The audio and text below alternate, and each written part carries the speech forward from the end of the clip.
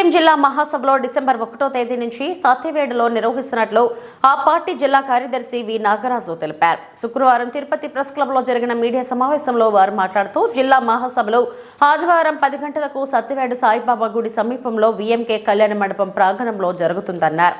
మహాసభలో పెద్ద ఎత్తున తరలి రావాలని పిలుపునిచ్చారు. ఈ మహాసభకు ముఖ్య అతిథిగా సిపిఎం రాష్ట్ర కార్యదర్శి వి శ్రీనివాసరావు, సిపిఎం మాజీ రాష్ట్ర సభ్యులు పెనుమల్లి మధు, రాష్ట్ర కార్యదర్శి వర్గ సభ్యులు మూలం రమేష్ హాజరవుతారని పేర్కొన్నారు. జరిగే కార్యక్రమాన్ని వివరాలను మీకు తెలియజేస్తామని ఈ యొక్క ప్రెస్ మీట్ ఏర్పాటు చేయడం జరిగింది.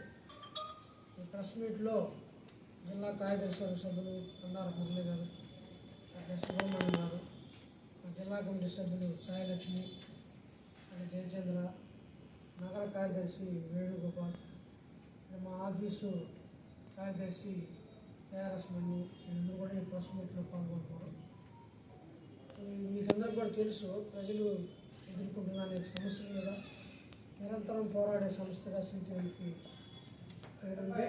ఆ సిపిఎం ప్రతి 3 సంవత్సరాలకు ఒకసారి మహాసభలు కింద స్థాయి నుంచి అఖిల భారత స్థాయి వరకే జరుపుకొని ప్రజాతంత్రయుతంగా ప్రజాస్వామ్యబద్ధంగా నాయకత్వాన్ని ఎన్నుకోవడం అనేది ఒక ఆనవాయితీ. అది ఇప్పుడు ప్రారంభమైంది. ఇప్పటికే అన్ని ప్రాంతాల్లో శాఖ మహాసభలు, మండల పట్టణ మహాసభలు, నగర మహాసభ కూడా పూర్తయింది. ఈ జిల్లా మహాసభ డిసెంబరు 1-2 తేదీల్లో రాష్ట్రానికి ఒక ప్రతిష్టాత్మకమైన CCT ఉన్న సత్యవేడు మండల కేంద్రంలో జరుగుతుంది.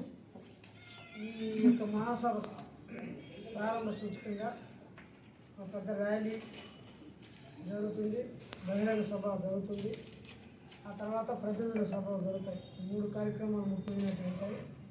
ఈ యొక్క ప్రదర్శన బహిరంగ సభకి మా పార్టీ రాష్ట్ర కార్యదర్శి శ్రీనివాసరావు గారు హాజరవుతున్నారు.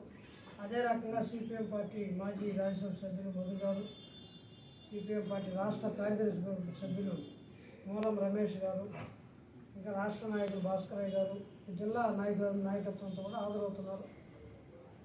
ఈ బహిరంగ సభలో కూడా ఈరోజు జిల్లాలో, రాష్ట్రంలో, దేశంలో ఎదుర్కొంటున్న సమస్యలు ఏవైతే ఉన్నాయో, ప్రజలు ఇబ్బందులు పడుతున్న సమస్యలను కూడా ప్రత్యేకంగా చర్చించడం జరుగుతుంది. ఆ తర్వాత మహాసభలో ఈరోజు ప్రజానీకం, కార్మికులు, ఉద్యోగులు, వ్యవసాయ కూలీలు, మహిళలు, దళితులు, గిరిజనులు, వీరు వారిని అన్ని తరగతుల ప్రజానీకం ఎదుర్కొంటున్న సమస్యల మీద పలు రకాల తీర్మానాలని మహాసభలో